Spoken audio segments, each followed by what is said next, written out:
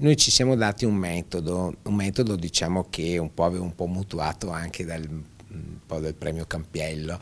quello di diciamo farci noi una sorta di graduatoria, o comunque scegliere quali erano secondo noi i tre diciamo lavori migliori, e poi esternarli e vedere un po' se si trovava la condivisione su quelli che sulla terna vincitrice. Lo stupore è stato che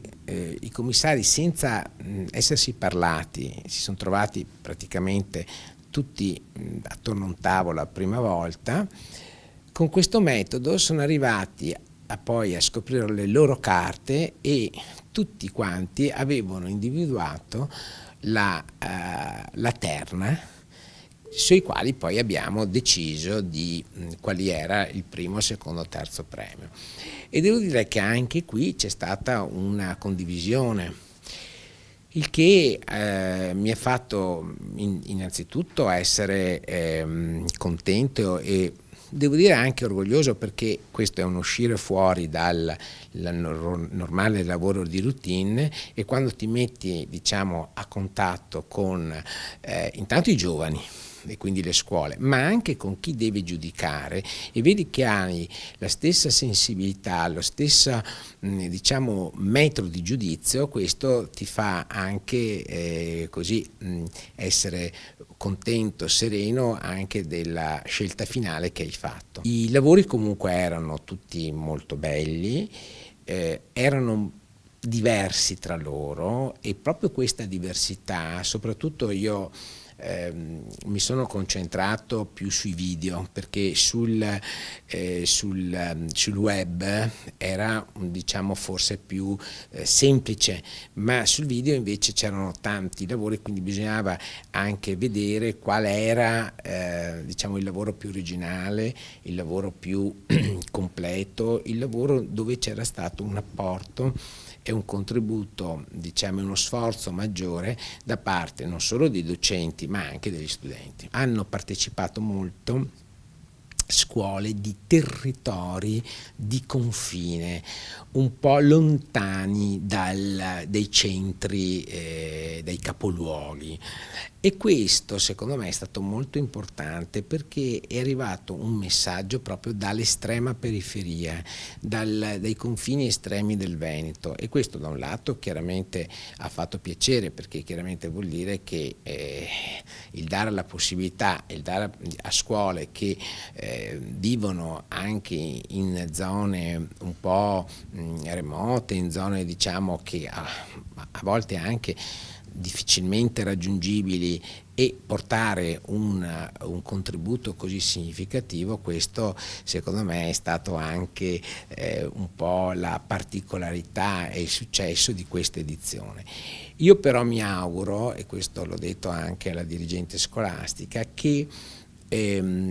tutte le parti del territorio veneto partecipino, perché per esempio, non voglio fare con questo nomi, per esempio c'è stata una provincia, una città che ha dato meno contributi rispetto alle altre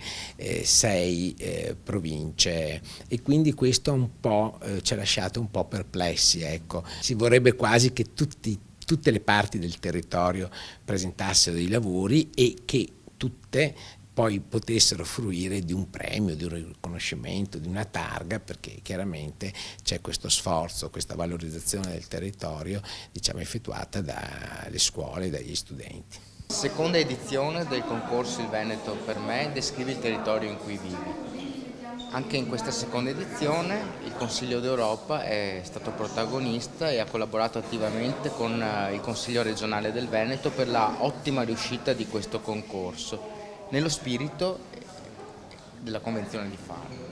Sì, assolutamente. Questa è una convenzione abbastanza recente, molto innovativa del Consiglio d'Europa, entrata in vigore nel 2011, che tratta il patrimonio culturale da un punto di vista nuovo. Quindi non guardiamo tanto alla protezione, alla conservazione dei beni o dei siti, ma guardiamo al valore degli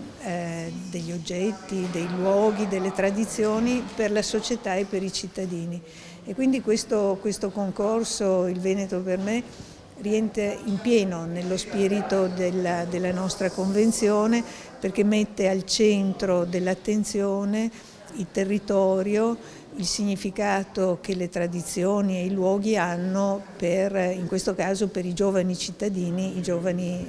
veneti, gli studenti del Veneto. Questo concorso rappresenta un'ottima opportunità per le scuole perché da tempo le scuole del Veneto e anche l'amministrazione scolastica e di sostegno a questo sono impegnate in un approccio ai saperi che superi le barriere disciplinari e che invece coinvolga il territorio sia per dare un senso agli apprendimenti sia anche per radicare proprio gli apprendimenti